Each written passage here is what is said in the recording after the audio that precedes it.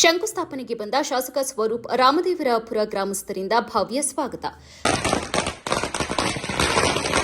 ಸಾಲಗಮೆ ಹೋಬಳಿ ರಾಮದೇವರಾಪುರ ಗ್ರಾಮದ ಹಾಲು ಉತ್ಪಾದಕರ ಸಹಕಾರ ಸಂಘದ ಕಟ್ಟಡಕ್ಕೆ ಶಂಕುಸ್ಥಾಪನೆಯನ್ನು ಶಾಸಕ ಎಚ್ಪಿ ಸ್ವರೂಪ್ ನೆರವೇರಿಸಿದರು. ಶಂಕುಸ್ಥಾಪನೆ ನೆರವೇರಿಸಿ ಮಾತನಾಡಿದ ಶಾಸಕ ಎಚ್ಪಿ ಸ್ವರೂಪ್, ಹಳ್ಳಿ ರೈತರ ಸಬಲೀಕರಣಕ್ಕೆ ಹೈನುಗಾರಿಕೆ ಅತ್ಯಂತ ಪ್ರಮುಖ ಪಾತ್ರ ವಹಿಸುತ್ತವೆ. ರೈತರನ್ನ ಸ್ವಾವಲಂಬಿ ಬದುಕು ಸಾಗಿಸಲು ಹೈನುಗಾರಿಕೆ ಅನುಕೂಲ ಕಲ್ಪಿಸಿದೆ. ಹಾಸನ ಜಿಲ್ಲೆಯಲ್ಲಿ 1600 ಹಾಲು ಉತ್ಪಾದಕ ಸಂಘಗಳಿವೆ. ಹಾಸನ ಜಿಲ್ಲೆಯಲ್ಲಿ ಹೈನುಗಾರಿಕೆಗೆ ಎಚ್ಡಿ ರೇವಣ್ಣ ಕೊಡುಗೆ ಅಪಾರವಾದದ್ದು. ಶೀಘ್ರದಲ್ಲೇ ಮೆಗಾ ಡೈರಿ ಸಹ ಉದ್ಘಾಟನೆಯಾಗಲಿದ್ದು ರೈತರು ಹೈನುಗಾರಿಕೆಗೆ ಪೂರಕವಾಗಲಿದೆ ಎಂದು ಶಾಸಕ ಸ್ವರೂಪ್ ಹೇಳಿದರು.